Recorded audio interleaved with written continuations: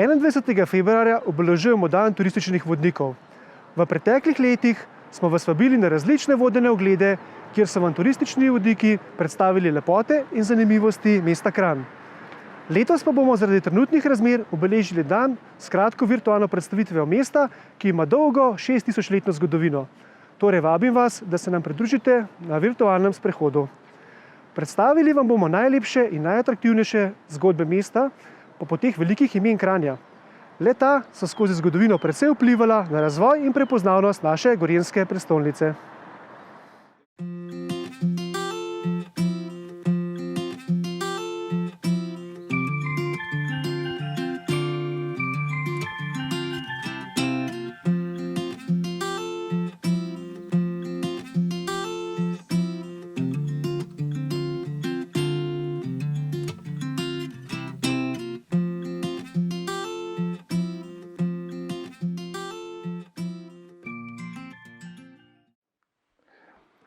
Eden najbolj zanimivih kotičkov, povezanih s Francetom Prešernom, je v Kranju prav gotovo njegova spalnica v Prešernovem spominskem muzeju. V njej hranimo in predstavljamo pohištvo, originalno pohištvo, tako mizo, stoli, njegovo posteljo, predalnike, predstavljamo mrtvaški prt. Ob postavitvi nove stalne razstave pa smo dodali še spalno srajco in spodnje hlače, ki so podobne tistim, kot naj bi jih nosil France Prešeren.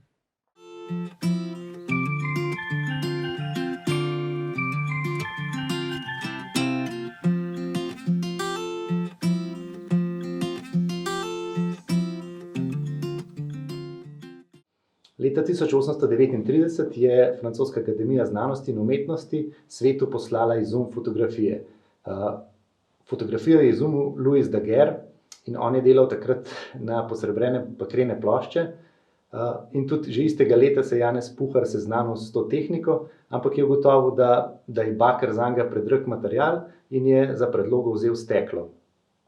To je leta 1842 izpopolnil do te mere, da je lahko rekel, da je izumil fotografijo na steklo in je to zapisal tudi v par strokovnih člankov v časopisih, kar mu je kasneje omogočalo, da je dokazal, da je bil res on prvi fotograf na steklo na svetu.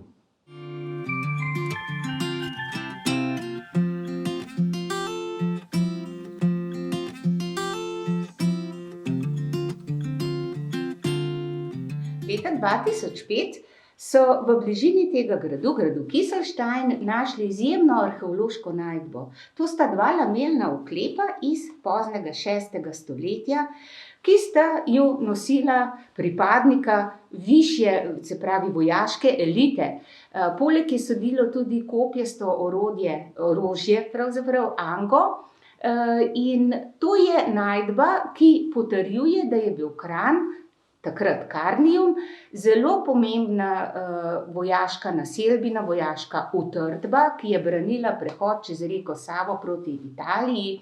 In da gre za res izjemno arheološko najdbo, dokazuje tudi dejstvo, da so takšnih lamelnih oklepov v vsej Evropi našli samo nekaj. Sta pa prav ta dva oklepa iz Kranja izjemno dobro ohranjena, tako da je bilo možno na podlagi teh najdb napraviti tudi rekonstrukcijo, da imamo neko bolj dobro predstavo o tem, kakšna sta ta oklepa v resnici izgledala.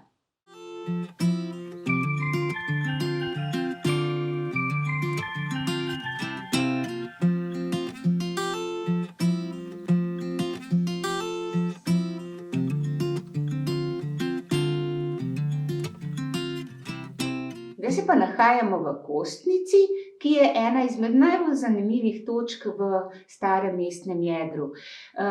Rečemo ji tudi arheološki spomenik, namreč tukaj imamo kar nekaj zanimivih stvari za pogledati. Za mano je cel kup kosti, ki so jih arheologi izkopali na velikem grobišču, ki je bilo okrog farne cerkve svetega Kancijana.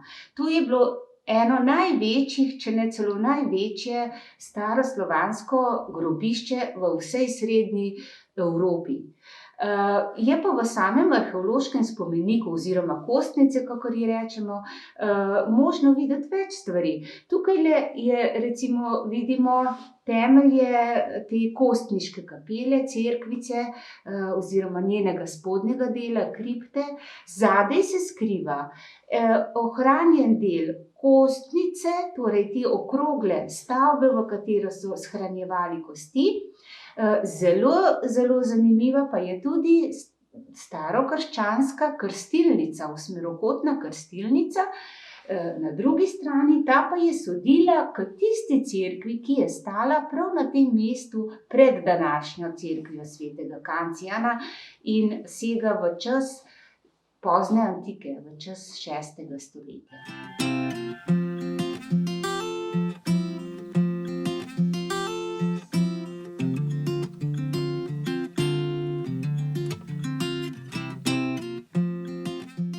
Nahajamo se v rovih pod Starim Kranjem.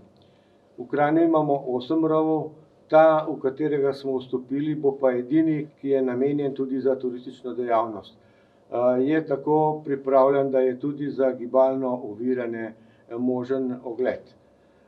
Rov sam je dolg 1300 metrov, ima na 4 mestih več vhodov, temperatura je od 8 do 12 stopinj. V tem začetnem delu nas sprejme nekaj vitrin, kjer si lahko ogledamo fosile in minerale. V zadnjem delu rova pa lahko vidimo simulacijo bombnega napada, ki nas vrne v obdobje II. Svetovne vojne.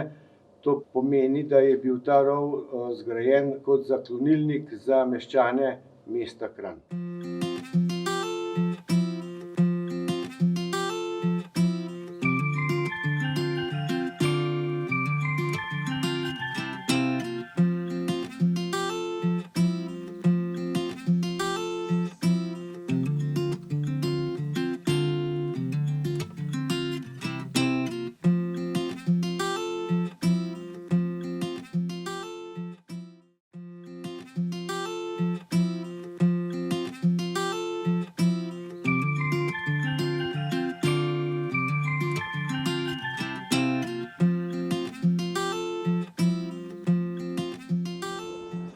Upam, da vam je bilo na našem virtualnem sprehodu všeč in vidimo se prihodnje leto v živo.